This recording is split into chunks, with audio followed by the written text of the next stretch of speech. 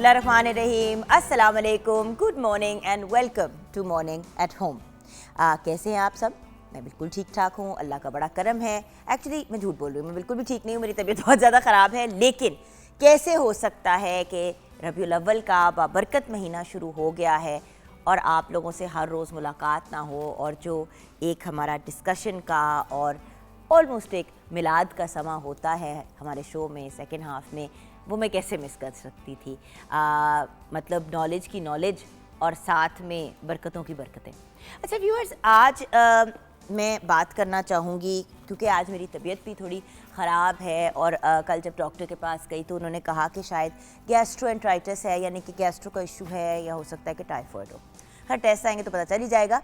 लेकिन प्रॉब्लम ये है कि ये बीमारियाँ होती क्यों हैं, गैस्ट्रो की या टाइफॉइड से रिलेटेड, जब हम ऐसी चीज़ें खाते और पीते हैं जो हमारी सेहत के लिए ठीक नहीं होती, और अगर ऐसी चीज़ें खाएं जिनका एक्सपोजर गलाजत से या गंदी चीज़ों से हुआ हो। अब ऑब्वियसली मैं मॉर्निंग एट होम में आपको कितनी दफ़ा लेक्चर देती हूँ कि साफ़ सुथरी चीज़ें खाएं, उन चीज़ों को अपने लिए, अपने बच्चों के लिए, बुज़ुर्गों के लिए परचेज़ करें जिनका जो है जिसके अंदर न्यूट्रिशनल वैल्यू भी है, लेकिन वो प्रॉपर तरीके से पैकेज्ड है। देखिए व्यूअर्स, आजकल more than any other time of the year, जब ये बरसात का मौसम होता है वगैरह, तो वैसी बड़ी बीमारियां फैलती हैं। लेकिन बिकॉज अभी अभी ये जो फ्लड वाला जो पूरा मामला हुआ है, हमारे जो सैलाब से इफ़ेक्टेड भाई बहन हैं जिन इलाकों में वो हैं, उन इलाकों में बहुत ज़्यादा जो है वो डेंगू भी फैल रहा है, मलेरिया भी फैल रहा है, टाइफॉइड भी फैल रहा है, बहुत सी प्रॉब्लम्स हो रही हैं। सो सबसे इम्पॉर्टेंट एलिमेंट आजकल बुज़ुर्गों का ख्याल रखना है और बच्चों का। अब छोटे बच्चों की अगर हम बात करें, आपको पता है हम अपने प्रोग्राम में भी मॉर्निंग एट होम में बहुत सी आपको आइडियाज़ एंड टिप्स देते हैं कि बच्चों को ये खिलाएं, बच्चों को वो खिलाएं, लंच बॉक्स में बच्चों को क्या देना चाहिए। लेकिन मुझे अफसोस के साथ एक बात कहनी पड़ती है कि फिर भी हम वही 3-4 चीज़ों में से बाहर नहीं निकलते। देखिए viewers, variety is the spice of life. जितनी ज़्यादा इंसान की ज़िंदगी में वैरायटी होती है, वेरिएशन होती है, इंसान उतना ही एंजॉय करता है। अगर हम बात करें छोटे बच्चों की, तो बच्चे तो बहुत ज़्यादा वैरायटी मांगते हैं। अगर आपने एक दिन बच्चों को नगेट्स भेजे हैं, तो अगले दिन भी आप अगर नगेट्स भेजेंगे तो आपका लंच बॉक्स भरा का भरा ही वापस आएगा। बच्चे को पूछेंगे बेटा क्यों नहीं खाया, तो आगे से जवाब मिलेगा कल भी तो आपने यही दिया था ना। सो वेरिएशन, वैरायटी, और सबसे इम्पॉर्टेंट अच्छी ग़िज़ा। देखिए व्यूअर्स, ये हमारे बच्चों के बड़े होने के, उनके हेल्थ के पॉइंट ऑफ व्यू से उनके फाउंडेशन के ईयर्स हैं। अगर हम इन सालों में ही उनका ख्याल नहीं रखेंगे तो खुदारा कब रखेंगे। सो माय पॉइंट इज़ कि बच्चों को हेल्दी खाना दें। देखिए हम लोग तो चले तबीयत ख़राब होती भी है, जैसे तैसे भी होता है, बुखार कितना भी चढ़ा हुआ हो, निढाल हो रहे होते हैं, लेकिन नौकर की तरह नखरा की काम पे आ ही जाते हैं। बच्चे जो हैं, अगर उनकी तबीयत ख़राब होती है तो एक तो जो उनके ऊपर फिज़िकल इफ़ेक्ट्स होते हैं सो होते हैं, उसके साथ साथ ये भी अंडरस्टैंड करना ज़रूरी है कि बच्चों की क़ुव्वत मुदाफ़ियत एक एडल्ट के लेवल की नहीं होती। यानी कि जो बच्चे हैं उनकी जो इम्यून सिस्टम है वो बड़ों की बनिस्बत ज़रा कमज़ोर होता है, इसलिए उनको कैल्शियम सही मकदार में मिलना, विटामिन डी सही मकदार में मिलना, प्रोटीन की सही मकदार उनको मिलना, ये सब चीज़ें बहुत मैटर करती हैं। अगर आप डाइटिंग कर रहे हैं और अपने खाने में फ़ैट की मकदार आपने कम की हुई है, तो आप अपने बच्चों को उस किस्म का डाइट फूड नहीं दे सकते। और बच्चे जो बाहर से ठेलों से और ऐसी जगहों से खाने की चीज़ें खाते हैं, आजकल मैंने देखा है कि बहुत से लोग जो हैं वो फ्रेंच फ्राइज़ जो हैं अपने बच्चों को ना रोड साइड से ख़रीद के देते हैं। नो डाउट वो फ्राई होते हैं तो लोग सोचते हैं खैर है, उसमें तेल कितना साफ़ इस्तेमाल हुआ है, वो ख़ुद कितना साफ़ सुथरा है। In this day and age, और स्पेशली आजकल सबसे ज़्यादा दो चीज़ें अहम हैं। एक न्यूट्रिशन का एलिमेंट कि उसके अंदर ग़िज़ाइयत कितनी है, और दूसरा कि क्या वो साफ़ सुथरी चीज़ है कि नहीं है। वैसे तो सफाई सुथराई का हमारे बहुत से कॉर्पोरेट सेक्टर में ब्रांड्स भी ऐसे हैं जो ख्याल रखते हैं, लेकिन आज मैंने सोचा कि लंच बॉक्सेस के पॉइंट ऑफ व्यू से हम आपसे ज़रूर बात करेंगे व्यूअर्स, और ये भी गाइड करेंगे कि बच्चों के लिए आखिर लंच बॉक्सेस में हम क्या डाल सकते हैं। लॉजिकली अगर सोचें तो व्यूअर्स, लंच बॉक्स में घर में आपके, जैसे कि आज आलू कीमा बना है, कल सुबह आप उसी आलू कीमे को मैश करके उसको बेशक एक पराठे के अंदर लगा के उसके साथ आपने जो है वो मतलब उसको पराठे को बना के उसके 4 पीसेस कट करके छोटी सी एक डिब्बी के अंदर कोई चटनी या कोई सॉस वगैरह डाल के बच्चों को दे दिया। देखिए व्यूअर्स, थोड़ा सा एक्स्ट्रा एफर्ट होता है, एक दिन का बचा हुआ सालन तो हर किसी के घर में होता है। अच्छा, उसके साथ अगर आप दूध दे दें बच्चों को ले जाने के लिए पैकेज मिल्क, तो एक बड़ा अच्छा ऑप्शन बन जाता है। व्यूअर्स, हमारे पे डिपेंड करता है कि हम किस किस्म की जो है वो चीज़ों मतलब किस किस्म का एफर्ट करना चाहते हैं। इसी तरह पेरेंट्स जो हैं वो चाउमीन बना लेंगे घर में, एक दिन पहले अगर चाउमीन बना होगा तो थोड़ा सा उसमें वेरिएशन ऐड करके उसको बॉक्स में प्लास्टिक के कांटे के साथ आपने डाल दिया, साथ में दूध का बॉक्स भेज दिया। सो बहुत से ऑल्टरनेटिव्स हैं इन चीज़ों को करने के। ज़रूरी नहीं है कि वही 4 चीज़ें जो पैकेज फूड्स में आपको मिलती हैं वही आप फ्राई करके भेजें। घर पे भी फ्रेश चीज़ें बनाई जा सकती हैं। हमारे शेफ़्स इतने मज़े की रेसिपीज़ व्यूअर्स शेयर करते हैं, उनसे भी आप आइडियाज़ ले सकते हैं। ये सब कुछ जो हम आपके साथ व्यूअर्स ऑन एयर शेयर करते हैं इसीलिए होता है ताकि आप आगे उसको यूटिलाइज़ कर सकें। अब बच्चों की बहुत फेवरेट चीज़ होती है chicken Manchurian and egg fried rice, बल्कि बच्चे बड़े बुज़ुर्ग सबको बहुत ज़्यादा एग फ्राइड राइस और चिकन मंचूरियन पसंद होता है। आप बना लें और आपने उसको जो है नेक्स्ट डे जो है बच्चे को, अगर बच्चे को बहुत ज़्यादा पसंद है तो नेक्स्ट डे आपने थोड़ा सा एग फ्राइड राइस, थोड़ा सा चिकन मंचूरियन और उसके साथ आपने प्लास्टिक का एक फॉर्क रख दिया या प्लास्टिक का स्पून रख दिया। बच्चे स्कूल गए, उन्होंने उसको खाया और उसको एंजॉय किया। साथ में एक फ्लेवर्ड मिल्क का अगर आपने बॉक्स भी साथ दे दिया तो ग़िज़ाइयत की ग़िज़ाइयत और मज़े का मज़ा। आइए शेफ़ की तरफ बढ़ते हैं। शेफ़ कोमल मलिक हमारे साथ है। अस्सलाम वालेकुम कोमल। वालेकुम अस्सलाम। क्या हाल है? अल्लाह का शुक्र। अच्छा, पहले तो मेरा बच्चा मुझे बताया परेशान क्यों लग रहा है मेरा बच्चा? नहीं, कुछ भी परेशानी होती है सुबह सुबह। ठीक अच्छा, मैंने लंच बॉक्सेस की बात की ना तो उसने मुझे ऐसे करके देखा। मैंने कहा हाँ मुझे पता है कोमल, तुम्हारी भी अभी लंच बॉक्सेस ही स्कूल ले जाने की उम्र है, लेकिन हम यंग और ब्रिलियंट टैलेंटेड लोगों को छोड़ते नहीं, हम कहते हैं फ़ौरन आ जाओ शो के ऊपर। अच्छा कोमल, ये बताओ बेटा कि आज जो हम मंचूरियन बनाने जा रहे हैं और एग फ्राइड राइस बनाने जा रहे हैं उसकी रेसिपीज़ क्या हैं? जी मैं आपको बताती हूँ। ओके, हम रेसिपी का इंतजार कर रहे हैं। हाँ जी। अच्छा ओके, चलिए हम ऑन एयर आपके साथ इंग्रेडिएंट्स व्यूअर्स शेयर करते हैं, आप उन इंग्रेडिएंट्स को देखें और उनको नोट डाउन भी करें और साथ साथ हम आपके साथ इसकी रेसिपी भी शेयर करेंगे। सो इंग्रेडिएंट्स आपके सामने हैं। मुर्गी का गोश्त 1 किलो, कॉर्नफ्लोर 5 खाने के चम्मच, मैदे 6 खाने के चम्मच, अंडा जर्दी सिर्फ 4 अदद, नमक 1 खाने का चम्मच, सफ़ेद मिर्च 1 खाने का चम्मच, तेल फ्राई के लिए। ये भी है मैरिनेशन का तरीका। ठीक है। सबसे पहले और नेक्स्ट जो है उसका सॉस के लिए तेल 100 मिलीलीटर, लहसुन 1 खाने का चम्मच, अदरक 1 खाने का चम्मच, ketchup 1 litre, chilli garlic sauce 200 millilitre, सिरका 200 मिलीलीटर। ऑसम। अच्छा, अब इसको हमने बनाना कैसे? जी, इसमें सबसे पहले हम मैरिनेशन करेंगे। मैरिनेशन के लिए हम मैदा जो है वो, इसके अलावा कॉर्नफ्लोर, इन दोनों के साथ चिकन के क्यूब्स कर लेंगे। आप जूलियन कट कर लें, क्यूब्स कर लें, स्क्वायर शेप में कर लें, जैसे आपको पसंद है। इसके बाद हम इसके अंदर मैदा और कॉर्नफ्लोर की लेयर और इसके साथ साथ वाइट पेपर और नमक, इसको करके मैरिनेट करके 15 से 20 मिनट के लिए रख देंगे। उसके बाद इसी की मैरिनेशन को हम फ्राई करेंगे फ्राई पैन के अंदर। फ्राई करने के बाद जो उनसे सॉस बनाएंगे। सॉस में हम डालेंगे अदरक लहसुन चॉप हुआ हुआ, बिल्कुल आपने जूलियन कट या बारीक जिसे हैंड चॉप कहते हैं वो करना है। आपने हैंड चॉप करके उसके अंदर हल्का सा सॉटे करके उसके अंदर सॉसेस दोनों डाल लेनी है, नमक काली मिर्च डाल लेनी है। और अगर आपके पास चिकन पाउडर डालना है, अगर आपके पास चिकन पाउडर नहीं है तो आप चिकन क्यूब भी यूज़ कर सकते हैं या चिकन स्टॉक भी यूज़ कर सकते हैं, ये आप पे डिपेंड करता है। और इसके बाद जब सॉस तैयार हो जाए तो उसमें जो चिकन है वो ऐड कर दें तो आपका चिकन मंचूरियन बन जाएगा। अच्छा, जो लोग कहते हैं ना कि जब चाइनीज़ फूड बनाते हैं तो उनका घर में बहुत ज़्यादा ड्राई बनता है चिकन, इसका हल ये है कि आप चिकन थाइज़, जिसको हम डार्क मीट भी कहते हैं, अगर हम डार्क मीट का इस्तेमाल करेंगे तो फिर वो बोनलेस चिकन थाई में आप यूज़ करेंगे तो वो ज़्यादा जूसी होगा। और अगर आप वेजिटेबल्स यूज़ करते हैं तो उसमें आप कैप्सिकम और ऑनियन भी यूज़ कर सकते हैं। अगर आप नहीं यूज़ करते तो आप बगैर ऑनियन, क्योंकि बच्चे ज़्यादातर नहीं खाते हैं। नहीं, बट प्लीज़ खिलाएं बच्चों को सब्जियां, खुदा का वास्ता है खिलाएं, ये बड़ी इंपॉर्टेंट चीज़ है। इसी तरह है कि आप एग फ्राइड राइस। हाँ जी, एग फ्राइड राइस। अच्छा, जिनके घर में मज़े की बनती है उनके घर में बहुत मज़े की बनती है, लेकिन जिनके घर नहीं मज़े की बनती वो बड़ी बदमज़ा बनती है। तो जिनके घर में मज़े की नहीं बनती वो सीख ले। चावल 1.5 किलो, गाजर 120 ग्राम, बंद गोभी 120 ग्राम, हरा प्याज 120 ग्राम, नमक 1.5 खाने का चम्मच, सफ़ेद मिर्च 1.5 खाने का चम्मच, चिकन पाउडर 1.5 खाने का चम्मच, अंडे 3 अदद। इसमें है कि आप चावल बॉईल कर लें। इसके बाद जो वेजिटेबल्स हैं जिसमें गाजर है, बंद गोभी है, कैप्सिकम है, इन सबको जो है ना हमने बारीक, जितना बारीक हो सकता है उतनी कटिंग करेंगे तो उतनी फाइन कटिंग होगी और खाने में भी इजी होगा। जब चावल बॉईल कर लेंगे तो आपने जो है, चिकन पाउडर है या चिकन क्यूब है, उसको लाइट सा सॉटे करके अंदर वेजिटेबल्स सॉटे करनी है, सिर्फ सॉटे करनी है ताकि उनका क्रंच भी ख़त्म ना हो।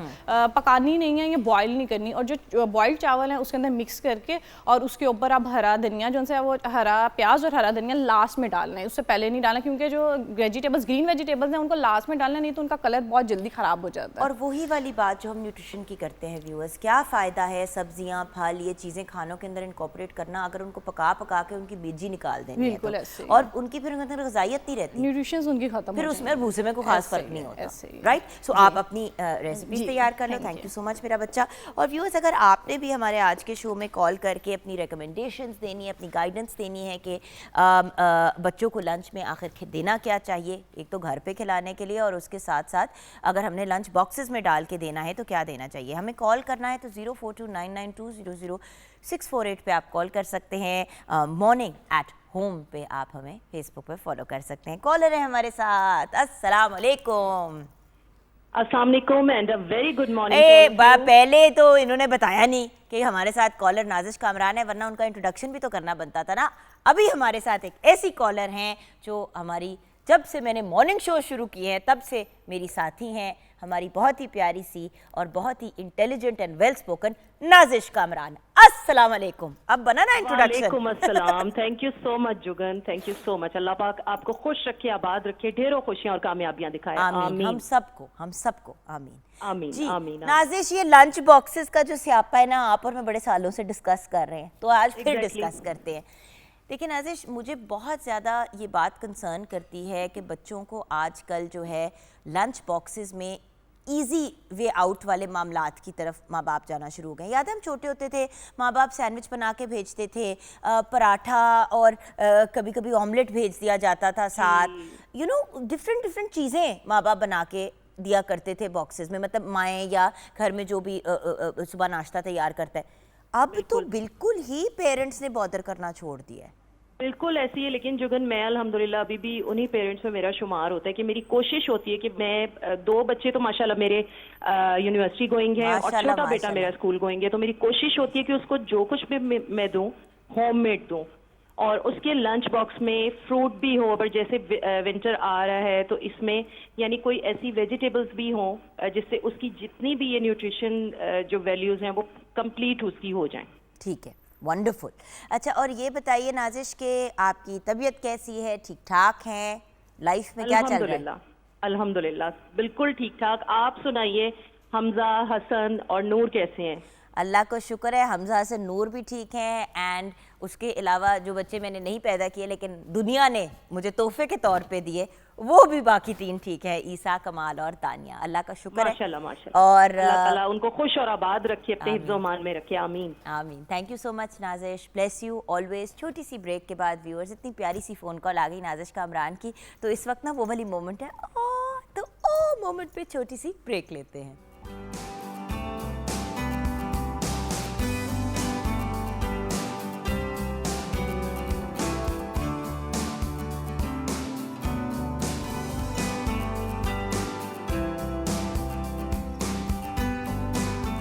Welcome back from the break viewers. इस वक्त जिस पर्सनालिटी ने हमें ज्वाइन किया है, एक तो हम बड़े ग्रेटफुल हैं कि उन्होंने अपने कीमती वक्त में से वक्त निकाला, क्योंकि पाकिस्तान में और इंटरनेशनली भी इतने ये बिज़ी रहते हैं कि इनको बुलाना ज़रा मुश्किल हो जाता है, लेकिन फाइनली वो जो कहते हैं ना, हमारा हाथ पड़ गया, तो हमने डॉक्टर मोहम्मद नासिर को बुला ही लिया। अब आप एक ब्रिलियंट न्यूट्रिशनिस्ट हैं, डाइटिशियन हैं, और हम हमेशा जब न्यूट्रिशनिस्ट और डाइटिशियन की बात करते हैं तो हम ये सोचते हैं कि यार अपने लिए जाएंगे, यू नो, मतलब 18-19 साल की उम्र के बाद न्यूट्रिशनिस्ट के पास जाना चाहिए।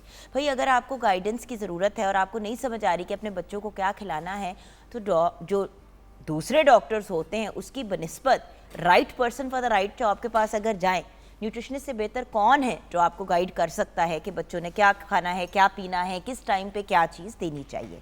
हर माँ चाहती है कि वो अपने बच्चे की तालीमी और अपनी हेल्दी फिज़िकल एक्टिविटीज़ में बच्चों को पार्टिसिपेट करवाए, वो अपने बच्चों की तालीम की फील्ड में भी पार्टिसिपेट करने में हेल्प करवाना चाहती है, स्टडी में भी हेल्प करना चाहती है, तो उसी तरह घर में एक हेल्दी एनवायरनमेंट को मेंटेन करना भी बहुत इम्पॉर्टेंट है, और उसमें सबसे ज़्यादा अहम चीज़ है खाना पीना। देखिए बाहर हम बच्चे बाहर जाते हैं, किसी के घर जाते हैं, नानी के घर, दादी के घर, यहाँ वहाँ जो भी, तो उस पर हमारा कंट्रोल नहीं होता। लेकिन अपने घर में जब बच्चे होते हैं और जब बच्चे घर से स्कूल जाते हैं तो कम से कम उस पर तो हमारा कंट्रोल होता ही है, राइट डॉक्टर साहब? ऐसे ही है। अच्छा डॉक्टर साहब, सबसे पहले तो मुझे जो हमारा सबसे इम्पॉर्टेंट क्वेश्चन है वो ये है कि आजकल के बच्चों में और 20 या 30 साल पहले के बच्चों में क्या फ़र्क है?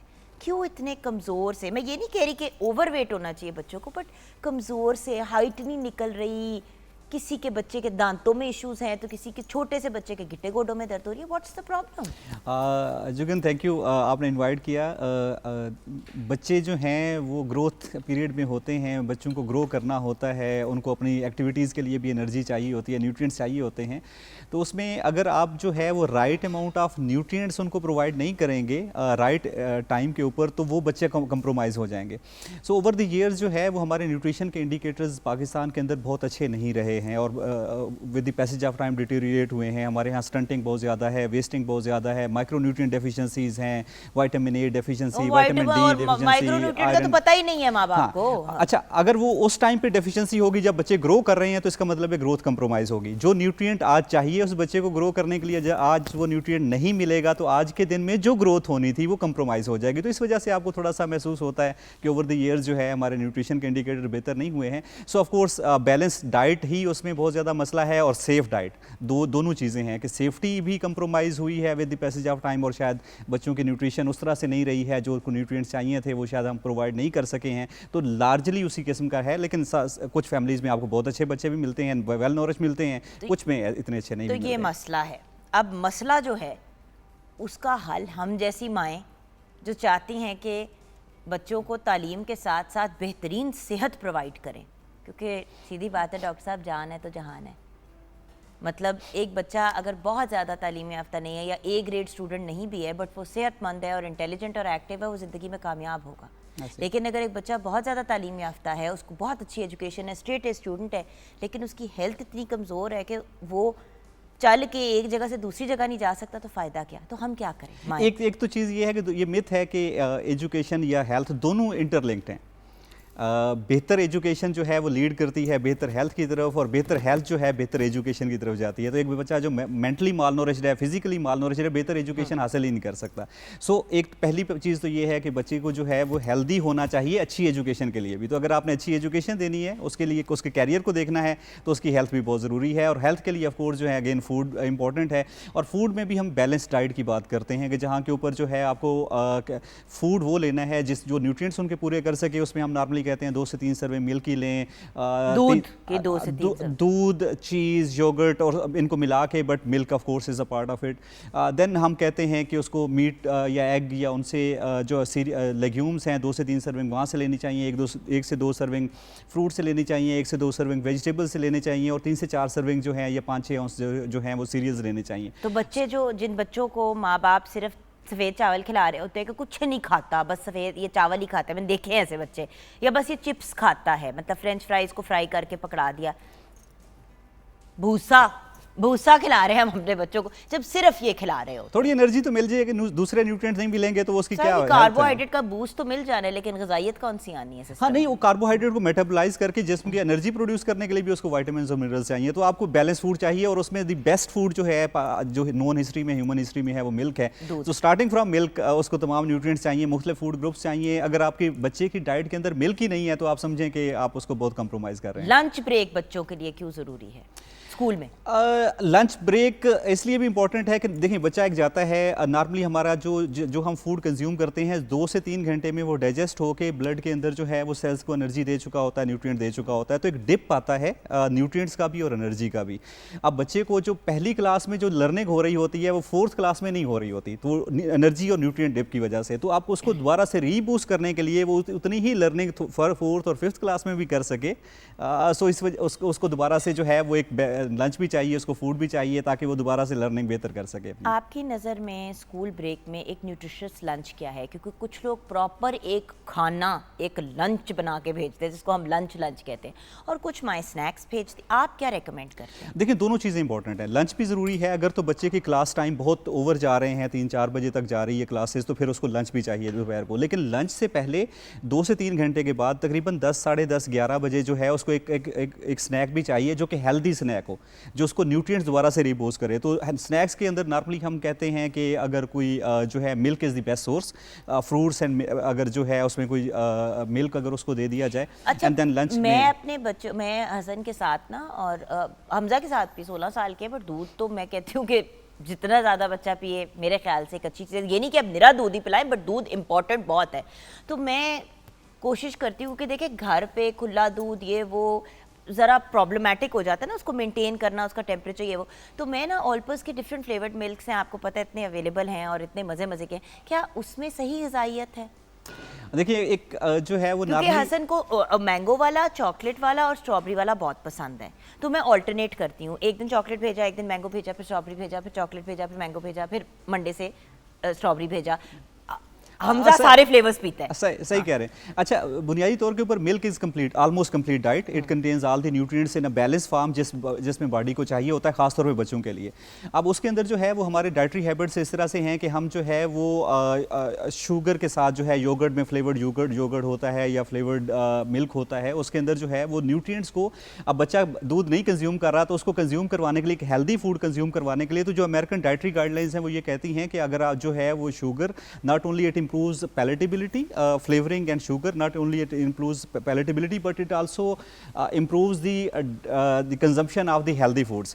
तो अगर आप healthy food को vehicle के तौर के ऊपर उसके अंदर यूज़ कर रहे हैं तो कोई मसला नहीं है। और इसमें नॉर्मली हम कहते हैं कि 10% से ज़्यादा जो है वो आपका ओवरऑल जो शुगर कंटेंट नहीं होना चाहिए। तो इसके अंदर जो टोटल कंटेंट है वो तो अराउंड 5 to 6% है। So very good. और जो हेल्दी और बैलेंस लाइफस्टाइल है हमारा बच्चों का, उसके अंदर जो परफेक्टली जो है फिट इन करता है, तो उसमें ऐसा नहीं है कि इसकी वजह से शुगर की वजह से या कोई मसला है, but it provides the nutrition of milk, but flavour and little bit of sugar enhances the palatability. होता क्या था ना, पहले तो मैं सोचती थी कि नहीं यार डब्बे वाला दूध नहीं देना फ्लेवर्ड मिल्क। मैं सीधे आपसे व्यूअर्स बात कर रही हूँ, तो मैं क्या करती थी, मिल्क शेक बना के भेज दिया, वो 2 घंटे बाद दूध, वो जो कहते हैं ना दूध फट जाता था, खराब हो जाता था, तो उल्टा बच्चे को उसका फ़ायदा होने के बजाय नुकसान होता था। बच्चे तो आपको पता है अपनी बेदहानी में दूध पी लिया ये वो। तो मुझे एक्चुअली मेरे बच्चों के पीडियाट्रिशियन ने ये रेकमेंड किया था कि ऐसा करो कि उनको, मतलब Olpers is a very good brand, आप उसके जो फ्लेवर्ड मिल्क्स हैं जो बच्चों को पसंद है, अगर तुम्हें इतना है कि दूध साथ देना है और तुम्हें देना भी चाहिए साथ में, क्योंकि देखिए बच्चा खाए या ना खाए पी कुछ ना कुछ लेता है, और अगर पीने की चीज़ मज़े की हो तो जब स्कूल में, और अनफॉर्चुनेटली अभी भी माँ बाप ऐसे हैं जो सॉफ्ट ड्रिंक्स भेजते हैं,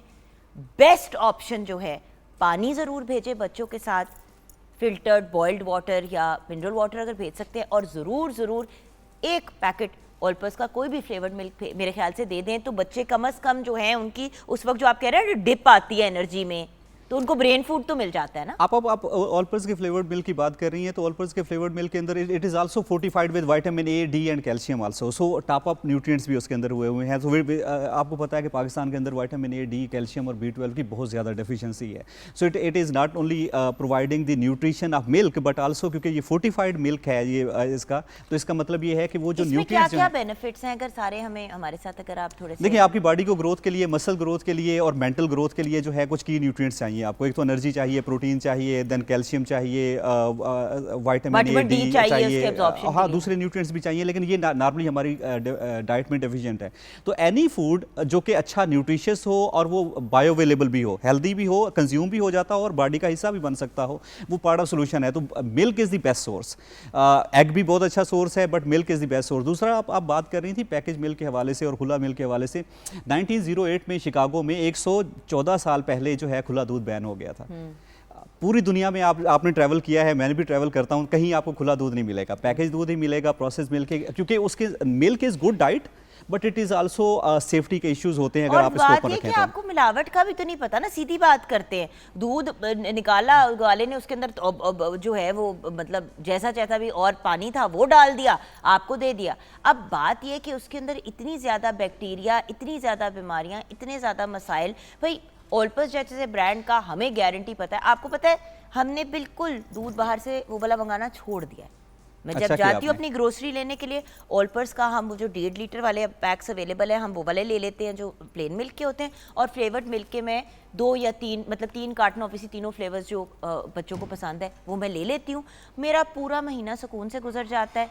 बच्चों की एनर्जी डाउन हो रही हो ना, मतलब लंच नहीं, बच्चे तंग भी करते हैं, लंच ना खा रहा हो हसन, मैं कहती हूँ अच्छे आ चल ऑल पर्स का दूध पी ले फ्लेवर्ड मिल्क। देखिए जिंदगी भी तो बिजी है ना, ऐसा ही है। उसके साथ अगर चीज़ को कोइंसाइड करना है तो जो मिल्क शेक बनाने में आपको आधा पौना घंटा लगेगा, चीज़ें वीज़ें ये वो, आपने बॉक्स उठाया अपने बच्चों को पिलाया, और न्यूट्रिशनिस्ट भी वेरीफाई कर रहे हैं, इंटरनेशनल कम्युनिटी भी उसको वेरीफाई कर रही है, तो फिर सवाल तो कोई रहता ही नहीं है। इवन यूरोप और अमेरिका के अंदर एडल्ट्रेशन का तो मसला ही नहीं होता, इसके बावजूद वहाँ पे खुला नहीं मिलता आपको। इसकी वजह ये है कि क्योंकि मिल्क को सेफ आप उसको एक प्रोसेस से गुजरना है। आपको उसको न्यूट्रिएंट्स देना चाहेंगे मिल्क से, उससे बीमारियां नहीं देना चाहेंगे, तो आपको टेस्टिंग वेरिफिकेशन चाहिए और उसको प्रॉपरली प्रोसेस करके पैकेज करना चाहिए, सो दैट कि it provides nutrients not the contaminants not the toxins.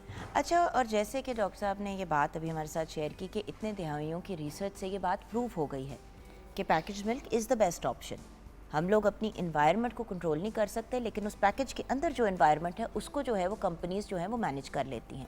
और टॉप ऑफ द लाइन हम जिसकी बात करें, देखिए जिस चीज़ को मैं और मेरे घर वाले यूज़ करते हैं उसकी तो मैं आपसे व्यूअर्स बात कर सकती हूँ, दूसरी चीज़ें दूसरी ब्रांड्स हम लोग नहीं ट्राई करते, सो इस वजह से I can't sort of vouch for that. Being a mother and being a nutritionist, यही दो लोग हैं ना जो इस बात को वेरीफाई कर सकते हैं।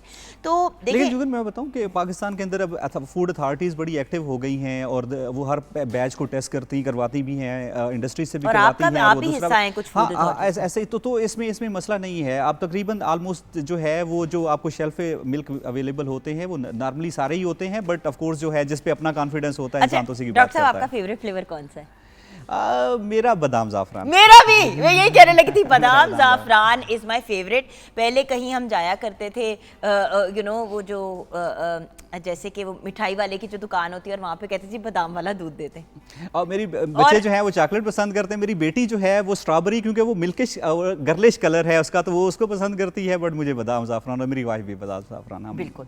खैर डॉक्टर साहब, थैंक यू सो मच आज के शो पे आना और थोड़ा सा हमें ये वेरीफाई कर देना कि भाई हमने बात तो करनी थी लंच बॉक्स में क्या डालना चाहिए, लेकिन लंच बॉक्स की समझ आए ना आए, डेली आप एक ऑलपर्स के फ्लेवर्ड मिल्क का डब्बा बच्चों को दे ही दे।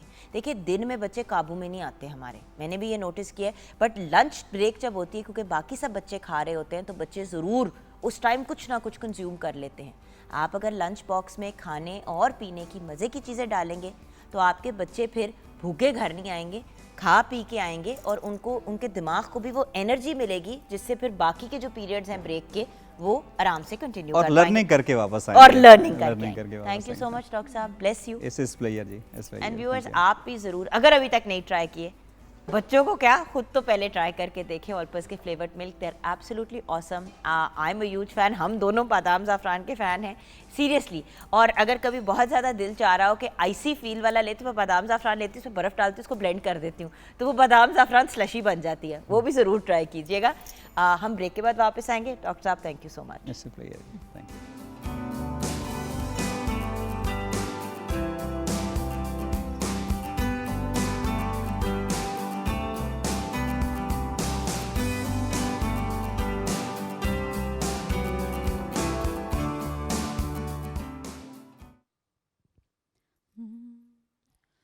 कोई मिसल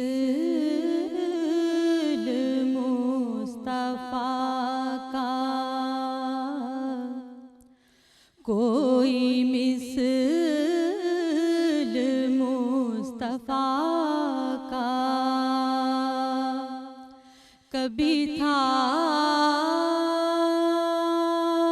ना है ना होगा, कोई मिसल मुस्तफा का कभी था ना है ना होगा, किसी और का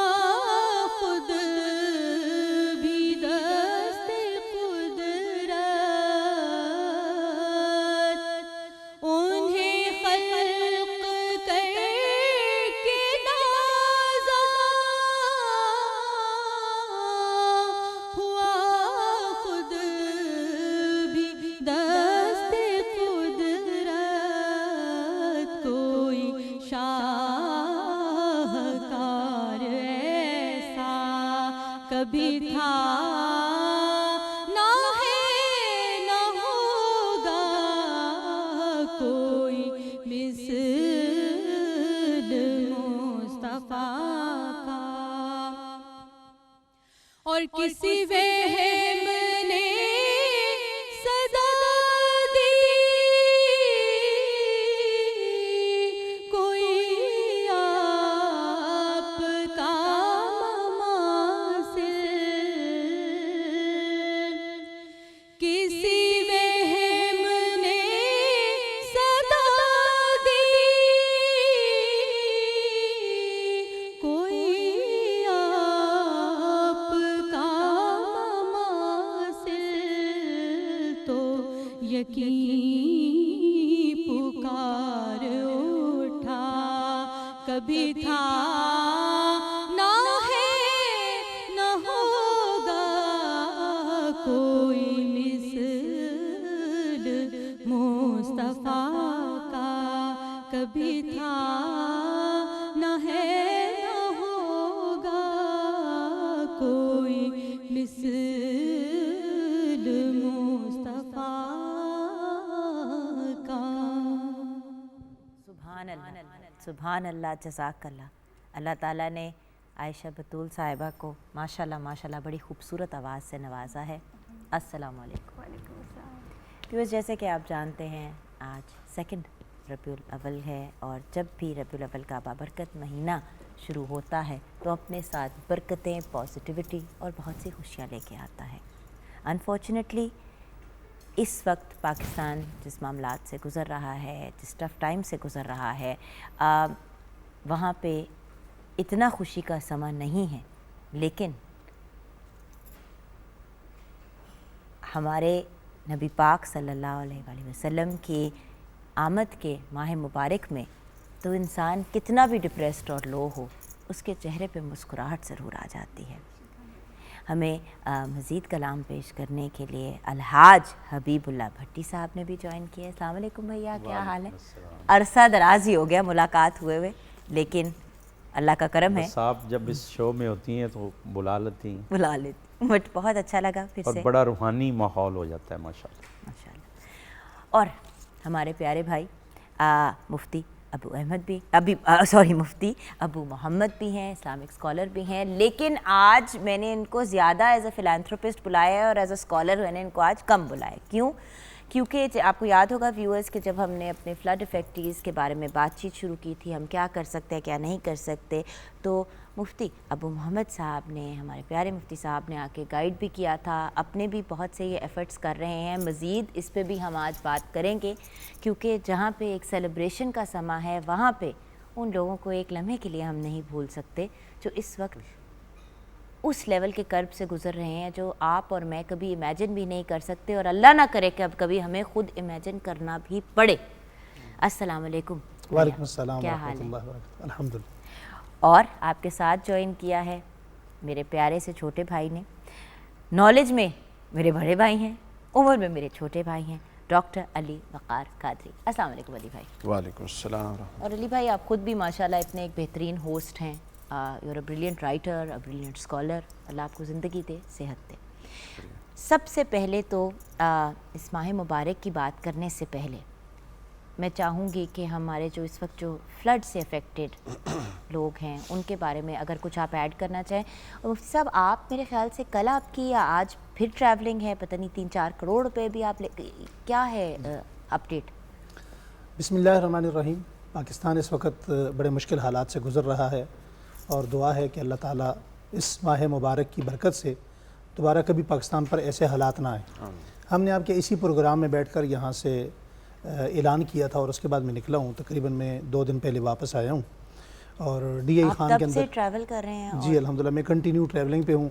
सिर्फ मेरे हाल में दरमियान में कोई 1-8 जुमा मैंने अपनी मस्जिद में या मरकज़ में पढ़ाया होगा। DI खान में अल्हम्दुलिल्लाह काम करने का बहुत मौका मिला और इसी तरह कालाम, बहरैन और उस इलाके में काम करने का मौका मिला। चतराल का वो एरिया जो अभी तक लोगों की नज़रों से ओझल है, जहाँ रोड नहीं है, जहाँ कन्वेंस नहीं है, जहाँ लोग पहुँच नहीं सके, राशन नहीं पहुँच सका, इमदाद नहीं पहुँच सकी, अल्हम्दुलिल्लाह वहाँ भी हम पहुँचे काम करने के लिए और अल्हम्दुलिल्लाह वहाँ 13 मकातिब कायम करके आए और लोगों में नकदी भी तकसीम की।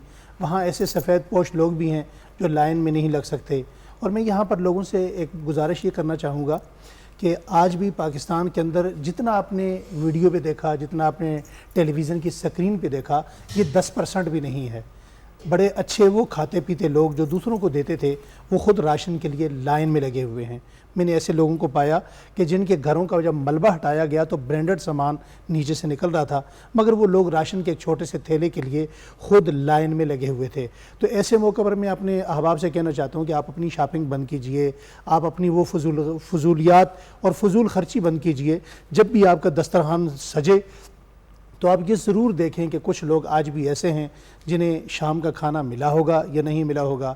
जब आप रात को अपने बड़े खूबसूरत घर के अंदर आराम के लिए लेटें तो कभी नज़र उस तरफ ले जाइएगा कि कुछ लोग आज भी ऐसे हैं कि अब तो मौसम बदल रहा है, सर्दी आने लगी है, उनके पास किसी के पास खैमा है या नहीं है, किसी के पास टेंट है, किसी के पास नहीं है। और दूसरी सबसे बड़ा मसला प्रॉब्लम ये है, मैं पाकिस्तान के रियासत स्टेट चैनल के इस प्लेटफार्म से ये बात कहना चाहता हूँ, जितने डॉक्टर हजरात हैं उनसे मेरी रिक्वेस्ट है कि वो उस इलाके का रुख करें। वहाँ तकरीबन 80% सिंध, बलूचिस्तान, सोबतपुर और इसी तरह ये झल मगसी के जो इलाके हैं, राजनपुर का इलाका है, लोग मुस्तकिल 80% लोग टाइफाइड का शिकार हो चुके हैं। यूरिन के मसाइल हैं, मैदे के मसाइल हैं और गंदा पानी पी पी कर किडनी मुतासर हो रहे हैं। ये देखें कि कल मेरा आधा दिन हॉस्पिटल में गुजरा है ड्रिपें लगते हुए।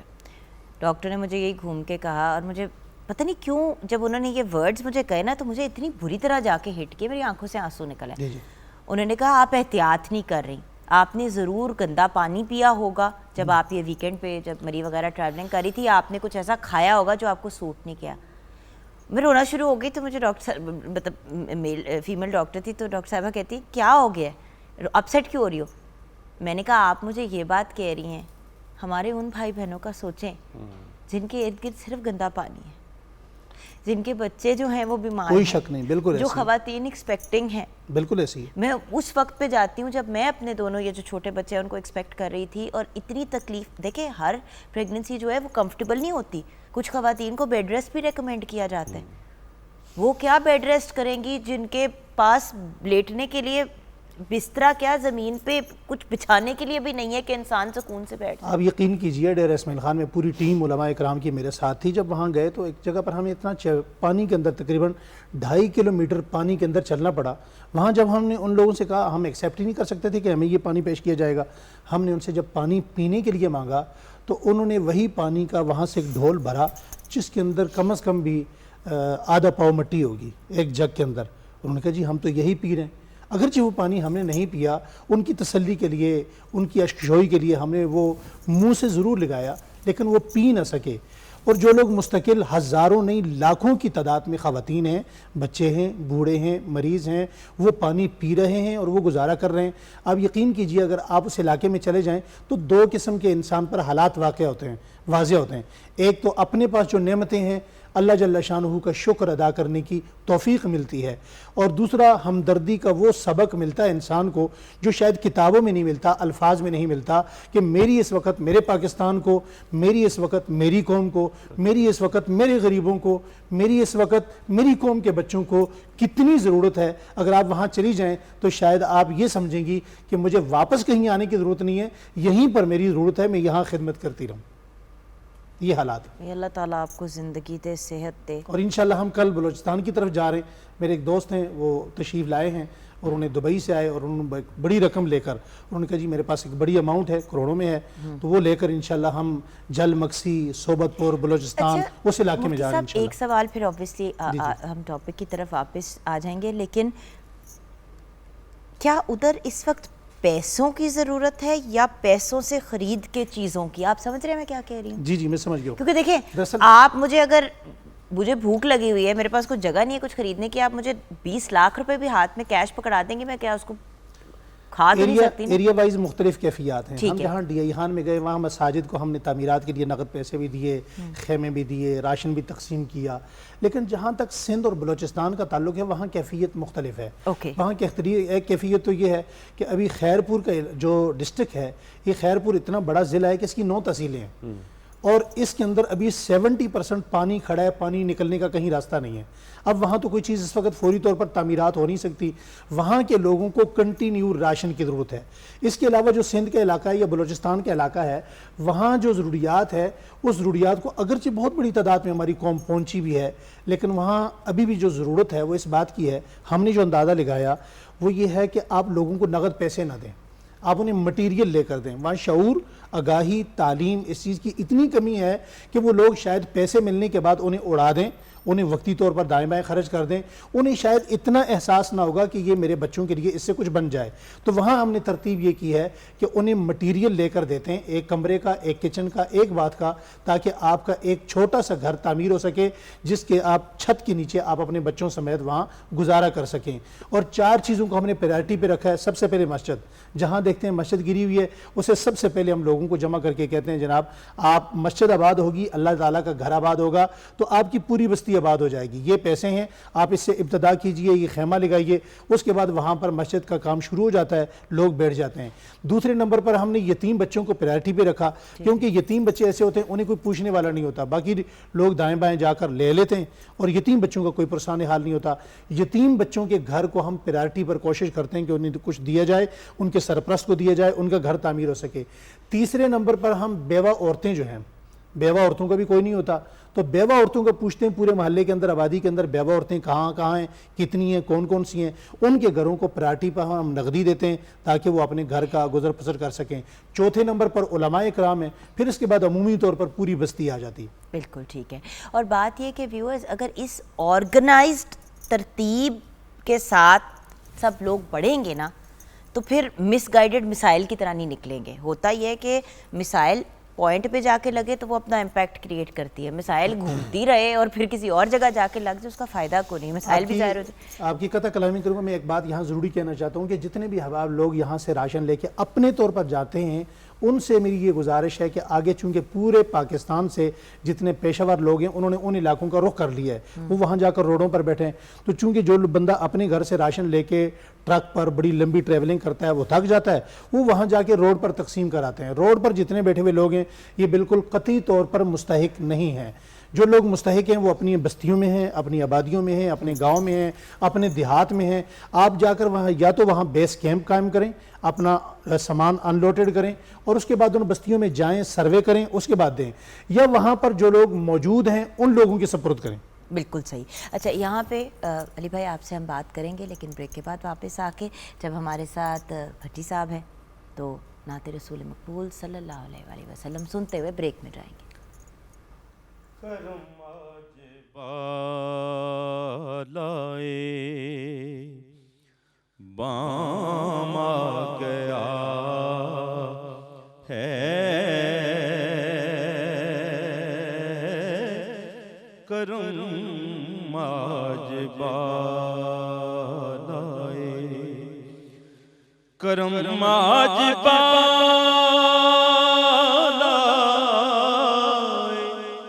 बाम आ गया है, जुबां पर मोहम्मद का नाम आ गया है, जुबां पर मोहम्मद का नाम आ गया है, करम आज बालाए।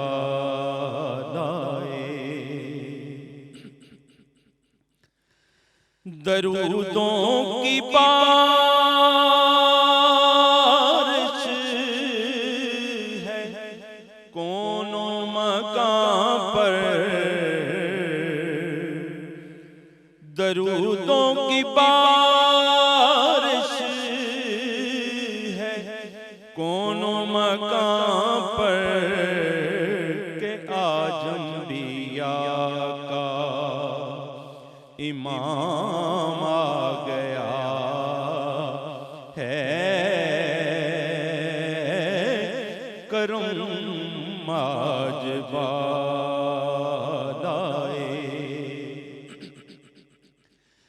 और मेरे पास भी न था रोज़े महशर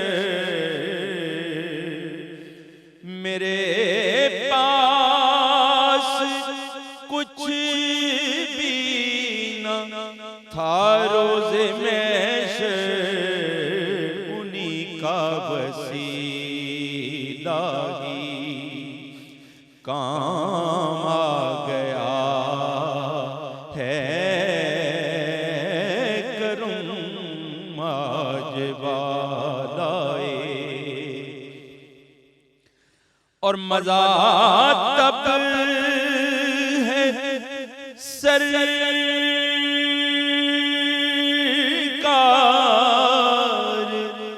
महशर में कह दें, मजा तब है सरकार महशर में कह दें, वो देखो हमारा गुलाम आ गया है। वो देखो हमारा गुलाम आ गया है। करम आज वालाए बाम आ गया है। करम आज वालाए।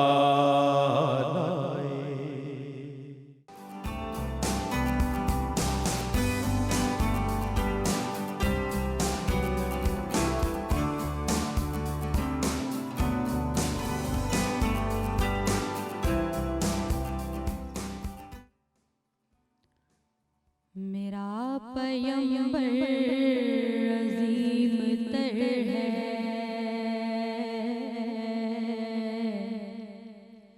मेरा पैगंबर अजीम तर है, मेरा पैगंबर अजीम तर है। कमाल खल्लाक ज़ात उसकी, जमाल हस्ती हयात उसकी, बशर नहीं अज़मते बशर है। मेरा पैगंबर अज़ीम तर है। ऐसा कोई महबूब न होगा, न कहीं है कि बैठा है चटाई पे मगर अर्श नशीं है। मेरा पैगंबर अजीम तर है। शऊर लाया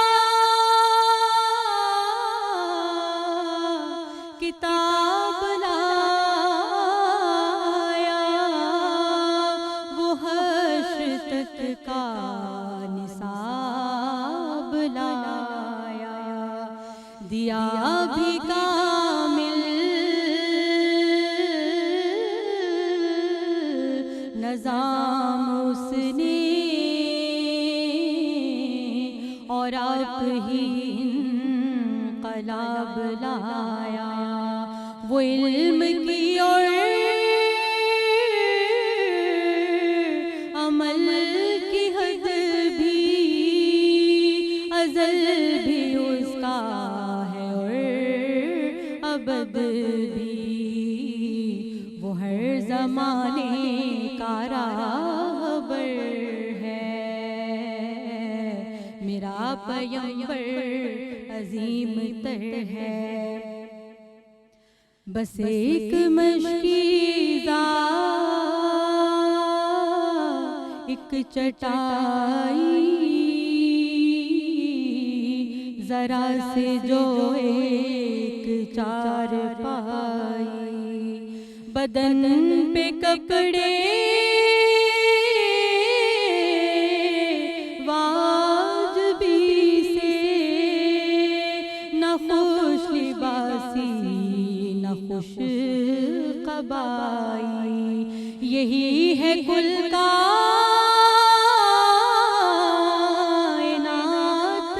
जिसकी गिनी न जाए सिफात जिसकी, वही तो सुल्तान बहरोबर है, मेरा पैगंबर अजीम तर है, मेरा पैगंबर अजीम तर है,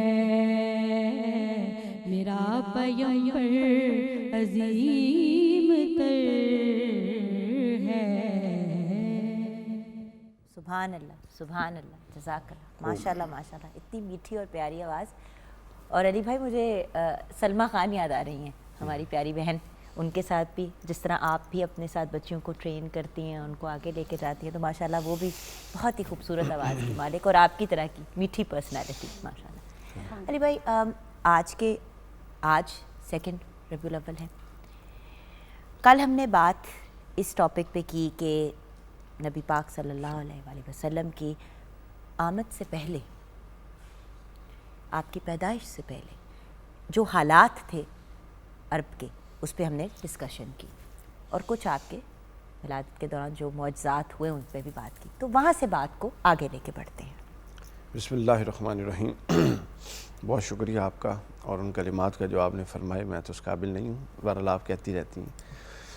देखिए, बुनियादी एक बात समझने की ज़रूरत है हमारे सामीन को कि हज़ूर अलैहिस्सलातु वस्सलाम की आमद और इस्लाम और कुरान, इन 3 चीज़ों ने आके वो क्या ऐसा मैसिव डिफरेंस डाला कि ज़मीन से आसमान पर मुआशरा पहुँच गया। 3 चीज़ें बड़ी इंपॉर्टेंट हैं। 3 चीज़ें हमारे यहाँ, चूँकि हर चीज़ को बड़े एक एंटीक किस्म के रिलीजियस पॉइंट ऑफ व्यू में जाके हमें ख़ास दायरे में डिस्कस करके उसको तंग कर देती हैं। बिल्कुल ठीक है। इस्लाम कोई दायरा नहीं है, बल्कि पूरा मुआशरा इस्लाम के दामन में है। यानी इस्लाम खुद कोई दायरा नहीं है, बेशक वो ये तो एक समंदर है जिसमें हर शय उसके अंदर मौजूद है। अच्छा, अब 3 चीज़ें हैं जिसकी सलामती के लिए इस्लाम आया। सबसे पहले आपका वजूद है। मुझे मेरा दीन मना करता है कि मैं कोई ऐसा काम करूं जिससे मैं फ़िज़िकली हर्ट हूं बग़ैर किसी वजह की। दूसरी सलामती मेरी रूह की है कि मेरा बातिन सलामत रहे, मैं हिदायत पर कायम रहूं, अल्लाह रसूल के साथ ताल्लुक़ कायम रखूं। और तीसरी सलामती मेरे समाज और माशरे की है। ये 3 ही चीज़ें जिसकी इस्लाह के लिए हज़ूर आए थे, बस। सुभान अल्लाह। आप देखें, अगर कोई ऐसी रिवायत आपको नज़र आती है जिससे कोई एवं ही किसी दौर जाहिलियत की रस्म में अपने जिस्म पर नाजायज़ जुल्म करता था, इस्लाम ने उसको ख़त्म कर दिया। कोई ऐसी बीमारी आपको नज़र आती है जिससे रूह कल्ब मरीज़ होते थे, आपने अपने जिस्म के जिस हिस्से को तकलीफ़ दी वो आखिरत के दिन आपके ख़िलाफ़ गवाही देगा। बिल्कुल ऐसे। जब ज़ुबानों पर मोहर लग जाएगी तो वो बोलेगा। अच्छा, फिर दूसरा हिस्सा ये है सबसे इम्पोर्टेंट कि आपकी रूह, आपका कल्ब, जिस जो मरकज़ हिदायत है, जो अल्लाह ने ख़ुद फौंकी है, ठीक है, जो अगर निकल जाए तो आप मुर्दा हो जाते हैं, उसकी सलामती इस्लाम ने उन तमाम चीज़ों को बंद कर दिया, उन चोर दरवाज़ों को जो रूह की, बातिन की, कल्ब की ख़राबी का बायस थी। ठीक है, वो एतकादी चीज़ें थी, शिरक था, कुफ्र था, ख़त्म कर दिया। निफाक था, मुनाफिकत थी, ख़त्म कर दिया, पाबंदी लगा दी, बैन कर दी। फिर उसके बाद झूठ था, गीबत थी, बदगुमानी थी, बैन कर दिया। किसी के बारे जजमेंटल नहीं होना, अपना पॉइंट ऑफ व्यू दलील के साथ सामने रख देना है, बस डेट्स इट। अल्लाह के रसूल को अल्लाह ने फरमाया कि आप इन पर उस तरह के बन के नहीं आयदार होगा कि आप इनको पाबंद हैं हिदायत पर लाने के, ना। कुरान ने फरमाया, महबूब आप दलाइल के साथ इनके सामने रखिए, मैंने इनको अक्ल दे के भेजी है। इंसान की तख्लीकी स्कीम पर हम गौर नहीं करते। कोई शय ठोंसने के लिए इंसान पर नहीं है, बल्कि अक्ल अगर अल्लाह ना रखता तो फिर जबर का तसव्वुर था। अल्लाह ने अक्ल रख दिया, समझ बूझ हर एक के अंदर है, आपने दलाइल से वाज़ेह करनी है चीज़। और तीसरी चीज़ आपका माशरा और समाज। हमारे यहाँ कुछ ना कुछ जिस्मानी सेहत पर भी और उसकी हिफाजत पर भी बात होती है, रूहानी सेहत, ईमान की हिफाजत पर भी बात होती है, रज़ाइल अखलाक पर बात होती है, अच्छे अखलाक पर बात होती है। लेकिन ये जो समाज है ना, इसको हमने निकाल दिया अपने दीन, समझते हैं इसका दीन से ताल्लुक़ ही कोई नहीं।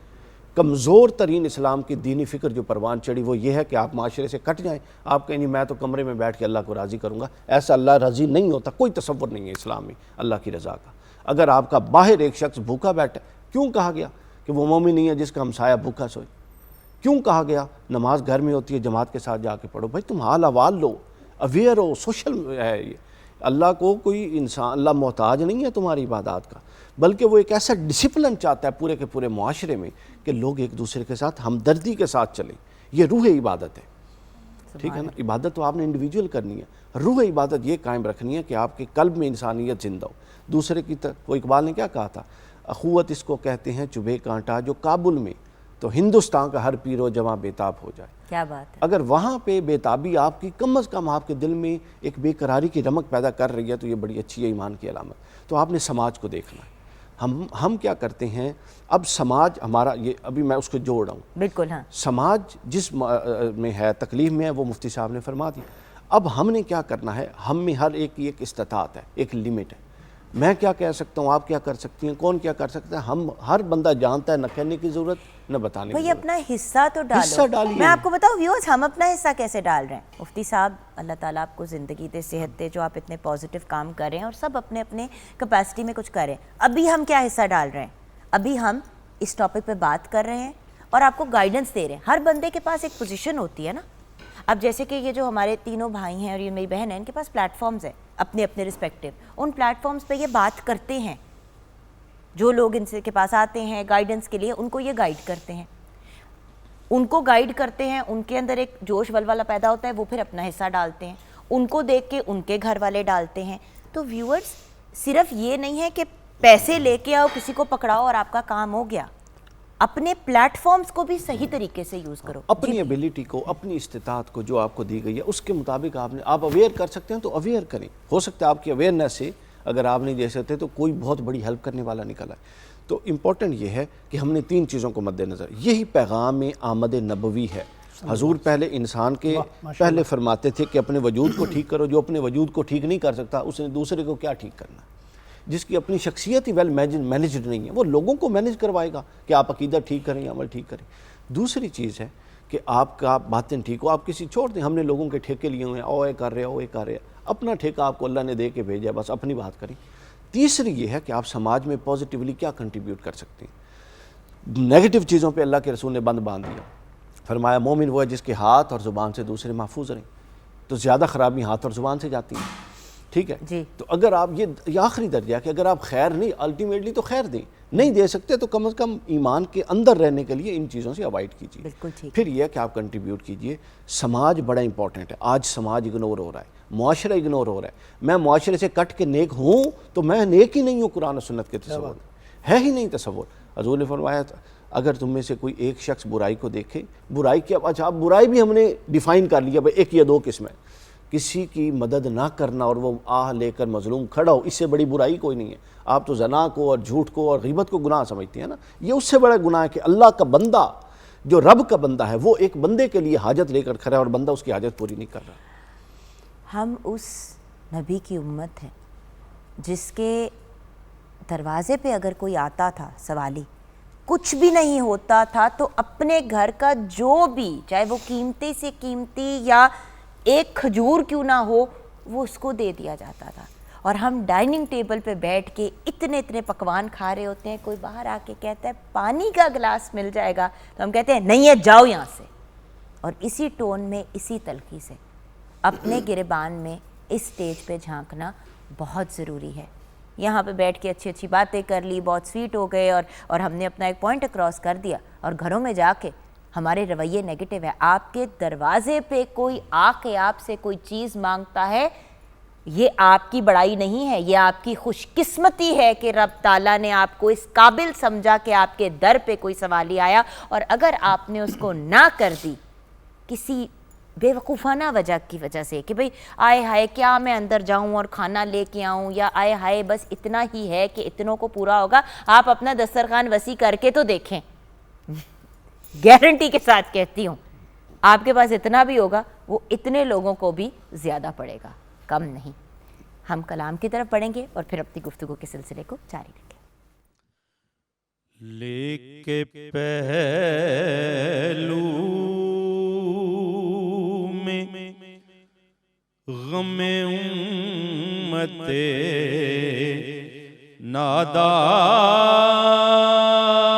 नादाराए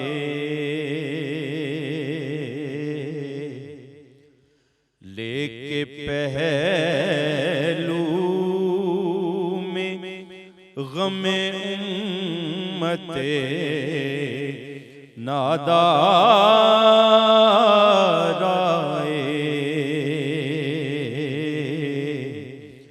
उम्मती उम्मती कहते हुए सरकार आए उम्मती उम्मती कहते हुए सरकार आए सुन के सरकार दो आलम की विलादत की खबर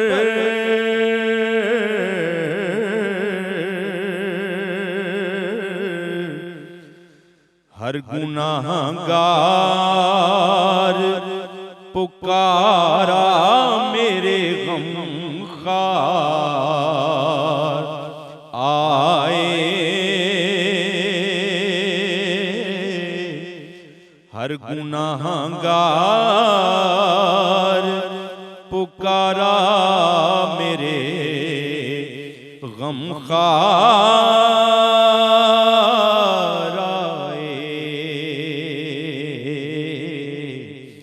उम्मती उम्मती फर्श वालों के मुक़द्दर का सितारा चमका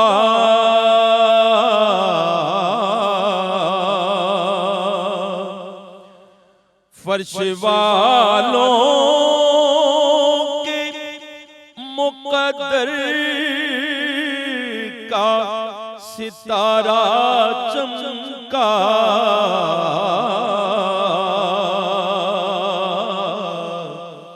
शोर उठा के गरीबों के मददगार आए उम्मती उम्मती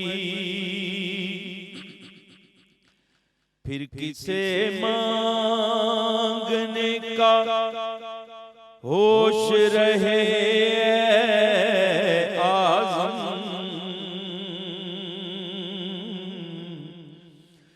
फिर किसे मांगने का होश रहे आज़म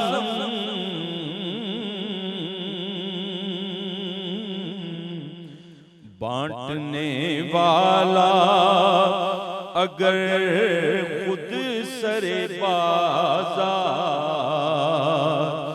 आए बांटने वाला अगर खुद सरे बाज़ार आए उम्मती उम्मती कहते हुए सरकार आए।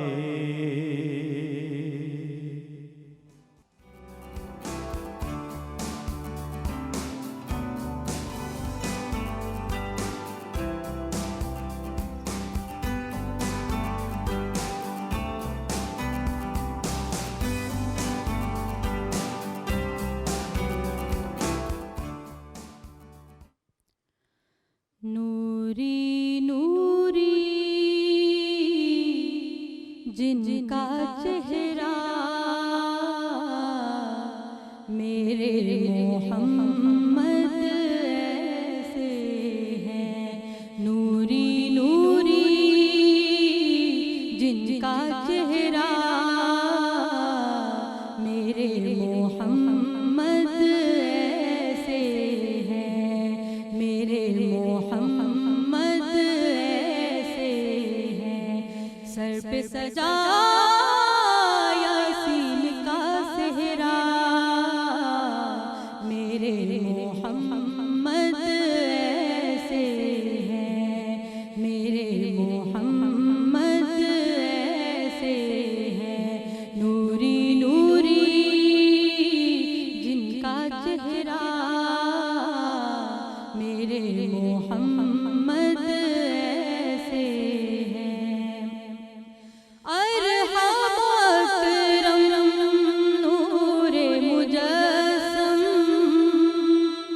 जाने आलम रहमत आलम, जाने आलम रहमत आलम, जिनके करम का जग पे साया, मेरे मोहम्मद ऐसे हैं, मेरे मोहम्मद ऐसे हैं, नूरी नूरी जिनका चेहरा,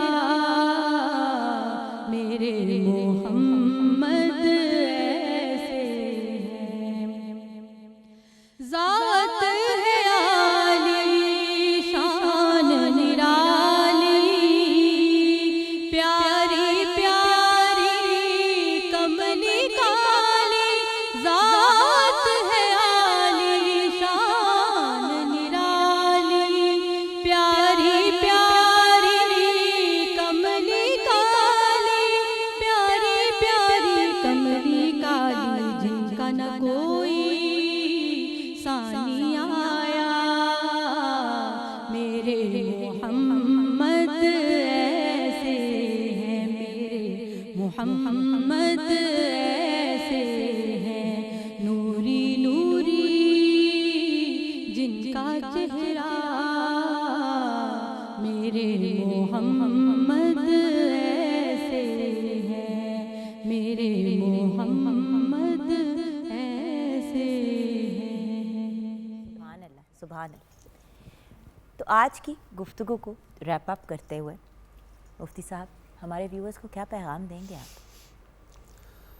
बिस्मिल्लाहिर्रहमानिर्रहीम। हर एक शाम व सहर से पहले हुजूर पे मैं दुरूद भेजूँ, तुलूए शम्स व कमर से पहले हुजूर पे मैं दुरूद भेजूँ, सफ़र का आगाज़ जो करूँ मैं लबों पे मेरे हो नाम उनका, पलट के आऊँ तो घर से पहले हुजूर पे मैं दुरूद भेजूँ, हरी है शाह हयात उनसे, ये रौनक कायनात उनसे, शजर पे बरगो समर से पहले हुजूर पे मैं दुरूद भेजूँ।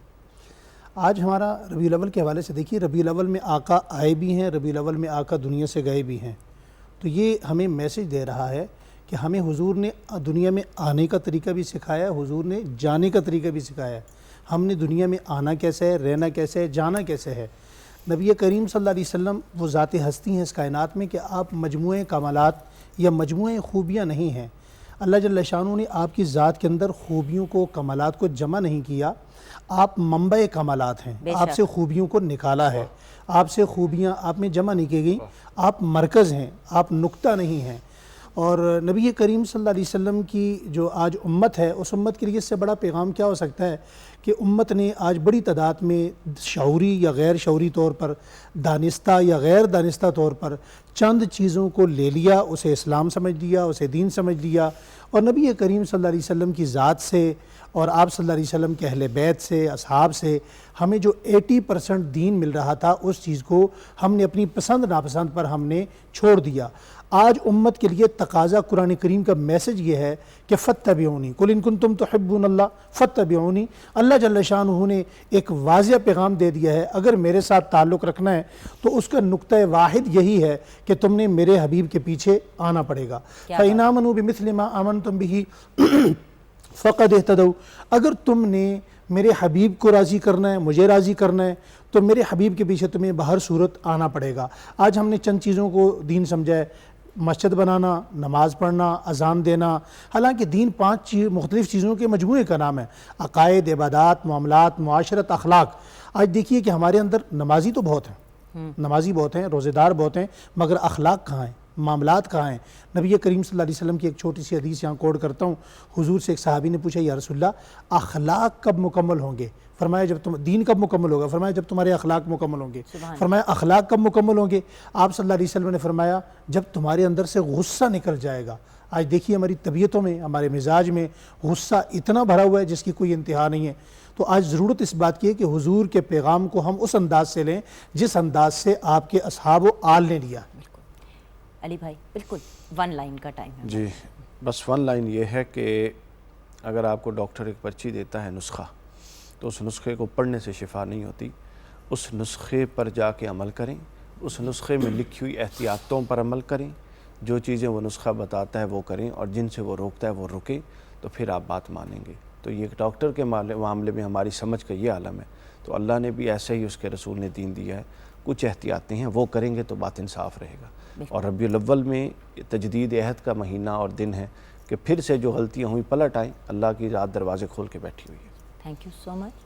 वही वाली बात है ना, हम सब अल्लाह और उसके प्यारे नबी को मानते तो हैं, लेकिन उनकी हम एक नहीं मानते। तो थोड़ा सा मानने की तरफ आ जाए, सुनने के साथ साथ। और किचन में बेटा सब तैयार? हाँ जी, अल्हम्दुलिल्लाह। इंडिविजुअल प्रेजेंटेशन भी आपने की है? हाँ जी। और अलग-अलग? हाँ जी, सिंगल सर्विंग भी किया और फैमिली सर्विंग भी। Thank you so much. Thank you so much. It looks beautiful, thank you. और भैया आपसे कलाम सुनते सुनते शो को आज क्लोज करेंगे। व्यूअर्स, हम सबको अपनी दुआओं में ज़रूर याद रखिएगा जी। मैं कोयल मेरा बाग मदीना, मैं कोयल मेरा बाग मदीना, सल्ले अला मेरी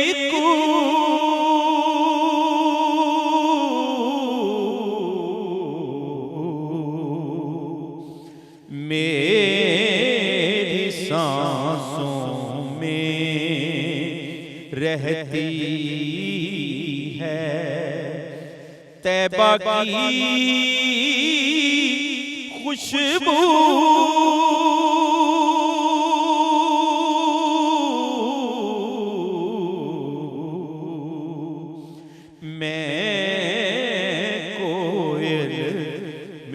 बाग मदीना, उड़ती फिरूं मैं साँझ सवेरे, गीत नबी के गाऊं, याद जब आए तैबा नगरिया, पल पल नीर बहाऊं, आका के नगमों से होता है आपकी नातों से रहता है दिल मेरा मसरूर,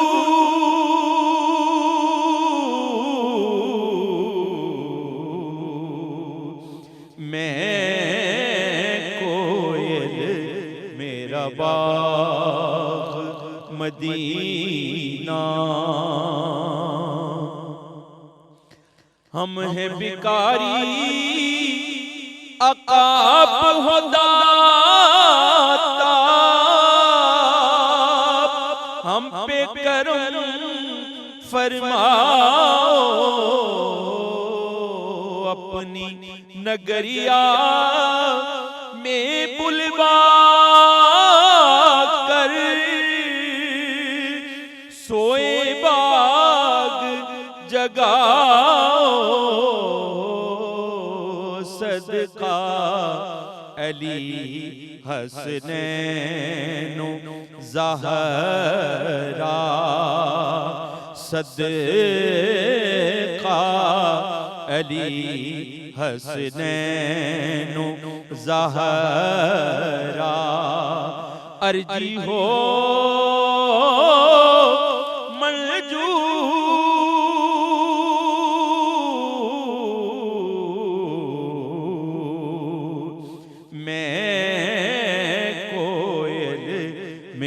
बाग मदीना सल्ले अला